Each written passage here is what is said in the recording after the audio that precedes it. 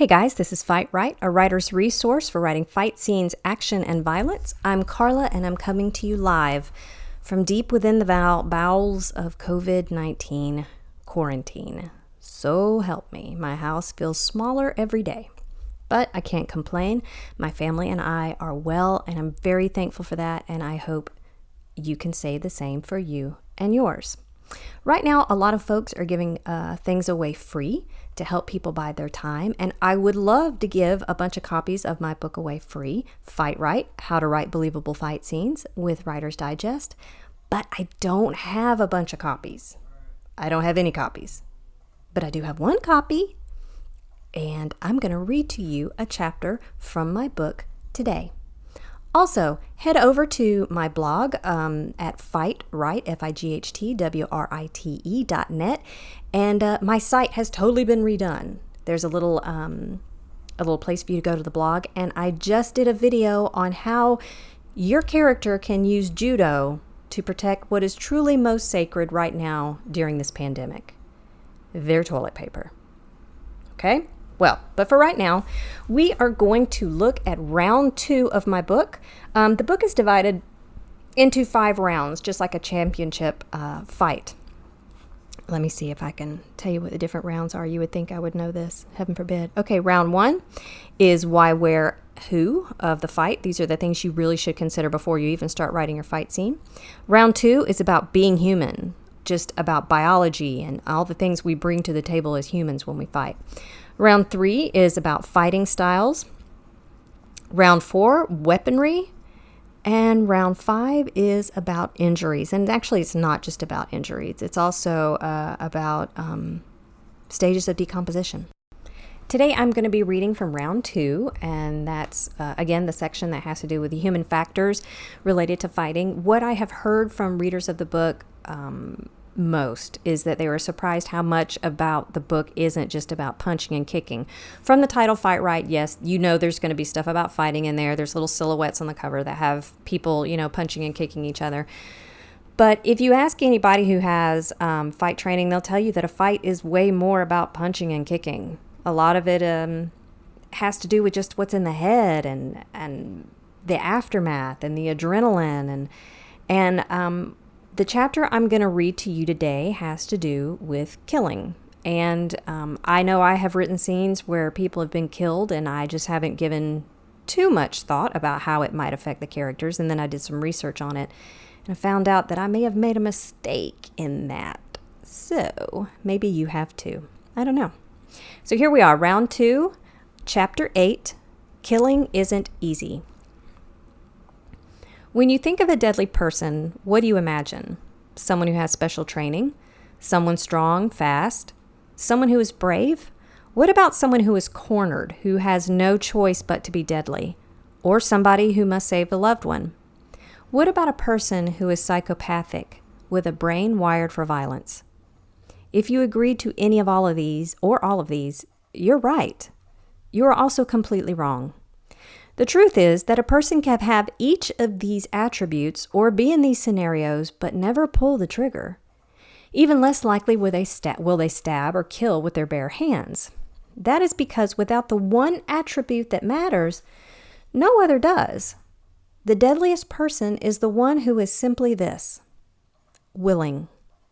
It seems too simple, right? Well, it's not. Think of any other attribute that deems a person deadly. Without the willingness to use those skills, without the willingness to carry through, it's all for naught. And even when willing, sometimes the skill isn't used and the weapon isn't wielded. The act of killing is inherently difficult for humans. We assume it's not. We see crime statistics, soldier casualty counts, and consider them both as evidence that killing isn't too tough. What we seldom see is what the mind goes through to get to a place that makes killing acceptable, as well as the mental aftermath. The challenge of killing. We would imagine that combat soldiers would be amongst the most willing to kill. Not so. In fact, during World War II, that problem came to light by the virtue of a man on the front line, Army Brigadier General Samuel Lyman Atwood Marshall. General S.L.A. Marshall was an Army historian in the Pacific Theater during World War II. He talked to average combat soldiers and asked them what they did in battle. Only 15 to 20% said they fired their weapon at the enemy. And, in General Marshall's opinion, that was, in part, because they were American. Quote, "From a civilization in which aggression connected with the taking of a life is prohibited and unacceptable, the fear of aggression has been expressed to him so strongly and absorbed by him so deeply and pervadingly, practically with his mother's milk, that it is part of the normal man's emotional makeup. This is his greatest handicap when he enters combat. It stays his trigger finger, even though he is hardly conscious that it is a restraint upon him." End quote. There were many challenges to Marshall's claims. Nevertheless, by the time the U.S. entered the Korean War, the military had changed its training tactics. Not only were soldiers taught how to use their weaponry, they were psychologically conditioned to carry through with the shot using a three-pronged approach: desensitization, operant conditioning, and use of denial defense. As a result, the firing percentage went from approximately 20% to an estimated 55% of soldiers firing upon the enemy. And in some skirmishes, almost everyone fired. If this sort of psychological conditioning is necessary for people who know that harming another human may be part of their job, how much more difficult will it be for the average person? I'm going to take a break from the book right now and point out something that I ended up having to edit out due to word count overage.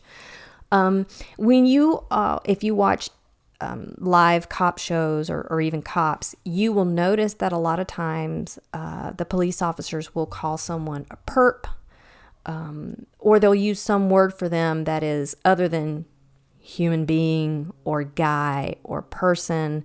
That is a part of the psychological conditioning that goes along with their job. They have to do that. So start listening to newscasts when you talk about crimes. You will often hear, not often hear, but listen to when people are not referred to as human beings. There's a reason for that. And it's not cruelty on the part of the person who has to, do the arresting or anything like that.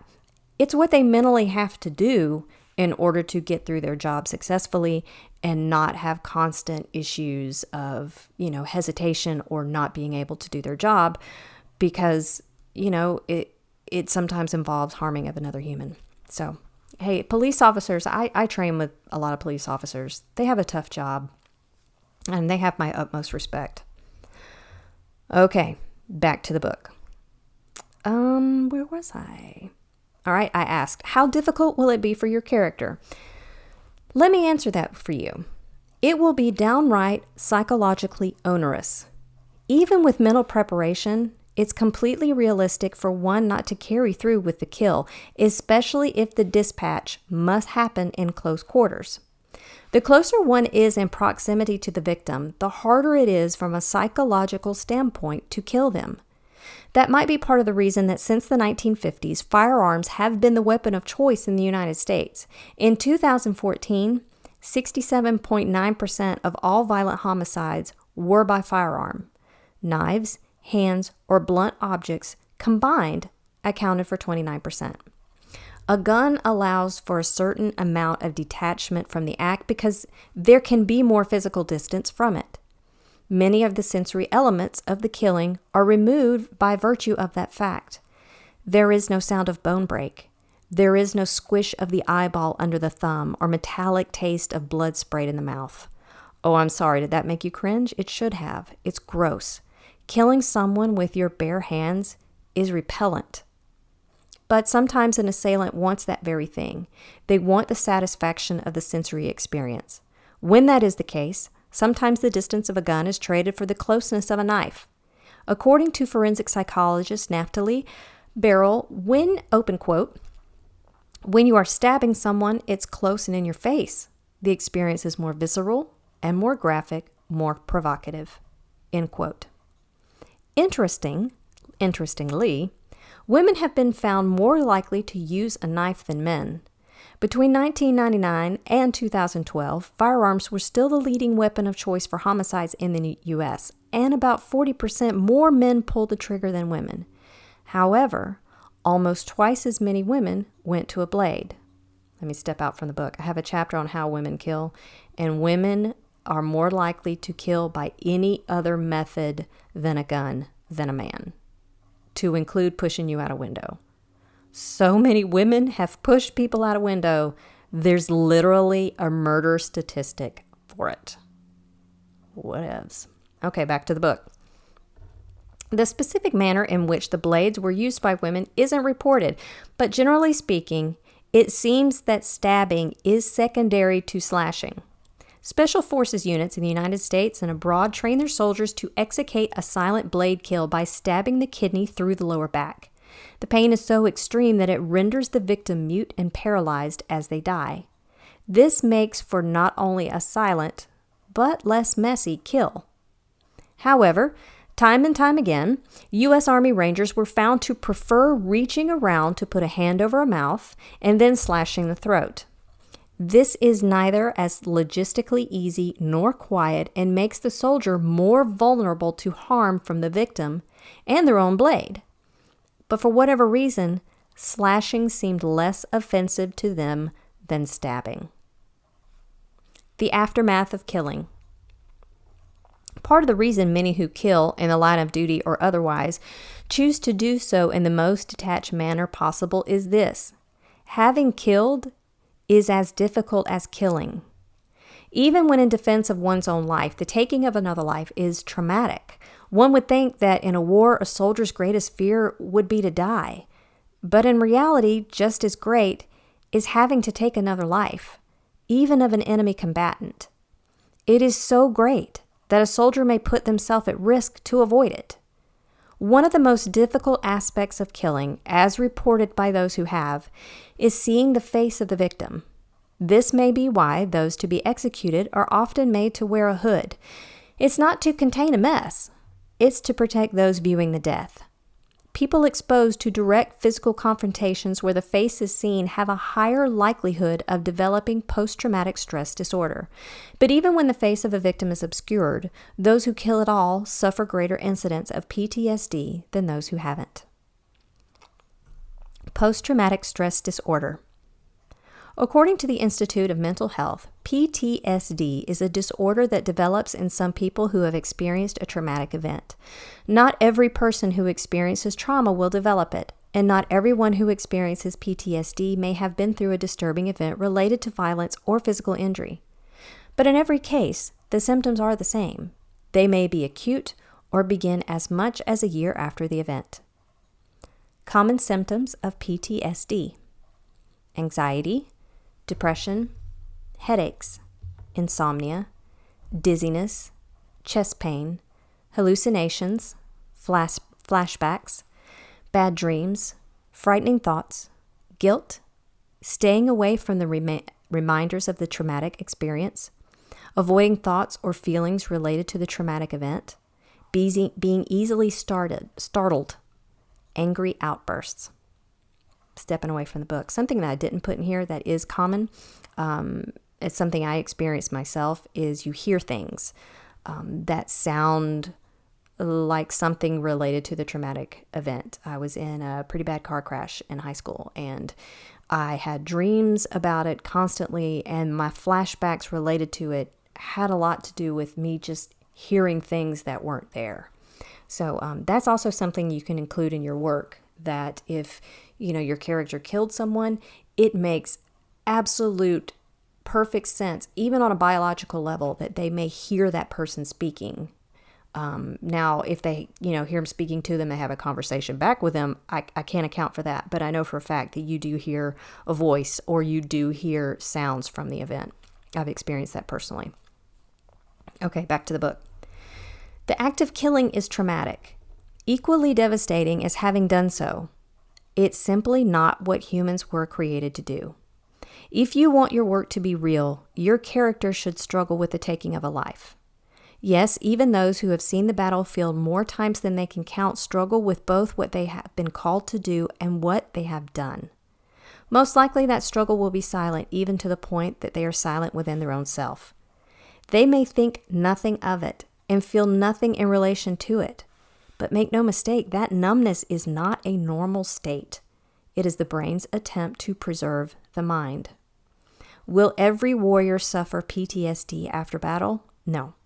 Some will be able to continue forward, mentally digesting their task in a way that allows them to remain emotionally productive. But they will still have to deal with it, and your character should as well. At the end of this, I'm stepping away from the book. At the end of every chapter, I have something that's called an extra punch, and it's just little facts or little stories related to the chapter, or related to the book. Here's the extra punch for chapter 8. This is true. Promise. Polish author Christian Bala might have gotten away with murder had he not written about it in his book. His 2003 bestseller, Amok, listed the same details as that of an outstanding murder case, and police took note. Bala proclaimed his innocence, saying he took the details from media reports of the case for which he was investigated. Although there was not sufficient evidence to find him guilty of the murder itself, he was found guilty of planning and orchestrating it. He was sentenced to 25 years in prison. Dear heavens, what is wrong with people? Well, that is it for this episode of the FightWrite podcast. Guys, take care of yourself. Hug people anytime, those in your household. You got to learn to figure out how to keep social distance and hug people. And I'm going to tell you how to do that. Call them, FaceTime them, send them an email, send them a text, send them an old-fashioned handwritten letter. If you have never been a letter writer, maybe let this be a time when you do write letters. Sure, with all the way things are and business is shutting down, for all we know, mail service is going to be shut down, but the people will get it eventually. And there is something absolutely beautiful about holding a paper in your hand and knowing the hand of the person who wrote it had been on it, seeing their handwriting and feeling it. So I encourage you to write letters during this time. Also, remember, wash your hands, say your prayers, because Jesus and germs are everywhere. Keep well, guys. Until the next round of Fight Right, and I'll be reading another chapter to you if there's a chapter you want me to read. I know that someone requested I read the chapter on fighting aliens and stuff, and I may be able to come through on that for her. If there's a chapter you'd like me to read, reach out to me on Facebook, Carla, C-A-R-L-A, Hoch, H-O-C-H. I think on Facebook I'm Carla Cook Hoch. Don't do Facebook, Twitter. That's the best place. Carla Hoch, C-A-R-L-A-H-O-C-H. Twitter me on the tweeter and tell me what chapter you'd like me to read, and I'm happy to do that. Until the next round at Fight Right, guys, keep well.